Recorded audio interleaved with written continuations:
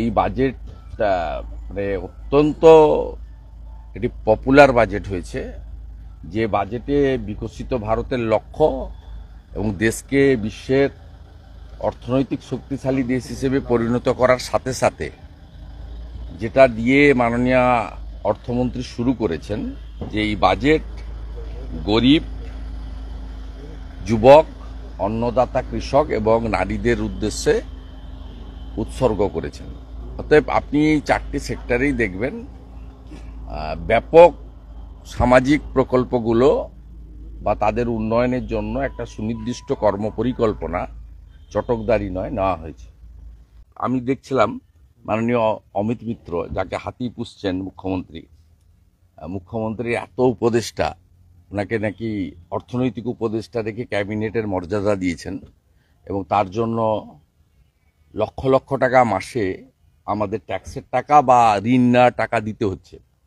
তিনি তৃণমূলের হয়ে বক্তব্য যে রেখেছেন তাতে জিএসটি টিএসটি বলেছেন, বলার তো কিছু নেই।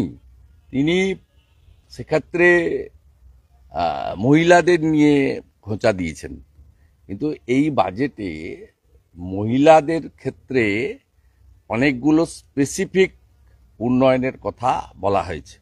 যদি বলেন যে বিহার কেন্দ্রিক বাজেট, তৃণমূলের কেউ কেউ বলছিল বিহারের ক্ষেত্রে যে সমস্ত কর্মসূচিগুলো দিয়েছেন আজকের বাজেটে, তার সঙ্গে নতুন ফার্টিলাইজার প্ল্যান্টের কথা আসামেও বলা হয়েছে। এখানে সমস্যাটা হচ্ছে যে আপনি বিহারে 4টে নতুন এয়ারপোর্টের কথা বলা হয়েছে, তা আপনাকে কলকাতায় এয়ারপোর্টের জন্য নতুন এয়ারপোর্টের জমি চাওয়া হয়েছিল। আপনারা সরাসরি লিখিতভাবে মুখ্যমন্ত্রী না বলে দিয়েছেন। জ্যোতিরাদিত্য সিন্ধিয়া যখন মুখ্যমন্ত্রী ছিলেন, ভাঙড় এলাকাতে আরেকটি নতুন এয়ারপোর্টের জন্য আপনাকে বাগডোগরা এক্সপেনশনের জমি চাওয়া হয়েছে, আপনি না বলে দিয়েছেন। আপনাকে কলাইকুণ্ডা মিলিটারি এয়ারপোর্টকে কমার্শিয়াল এবং ডোমেস্টিক এয়ারপোর্ট হিসেবে চালু করার জন্য প্রপোজাল দিয়ে 25 একর জমি চাওয়া হয়েছে, আপনি দেননি। আপনাকে হাসিমারা এয়ারপোর্টকে পাবলিককে, জনগণকে ইউজ করার জন্য কমার্শিয়াল ফ্লাইট, ডোমেস্টিক ফ্লাইটের জন্য 37 একর জমি চাওয়া হয়েছে, আপনি দেননি। আপনি 61টা রেল প্রজেক্টে আপনি অ্যাডিকুয়েট ল্যান্ড আপনি প্রোভাইড করেননি। তো স্বাভাবিকভাবে যে সমস্ত স্টেট গভর্নমেন্ট আসাম জায়গা দিয়েছে, তাই ওখানে নতুন একটি ফার্টিলাইজার বড় ইউনিট হচ্ছে। Eastern reason, north eastern reason সরাসরি কৃষকরা উপকৃত হবে। ফার্টিলাইজারেও প্রচুর সাবসিডির কথা ঘোষণা করা হয়েছে। সাথে সাথে বিহারের ক্ষেত্রেও অনেকগুলি জমি তারা প্রোভাইড করেছেন, কেন্দ্রীয় সরকারের সঙ্গে কাঁধে কাঁধ মিলিয়ে বলছেন।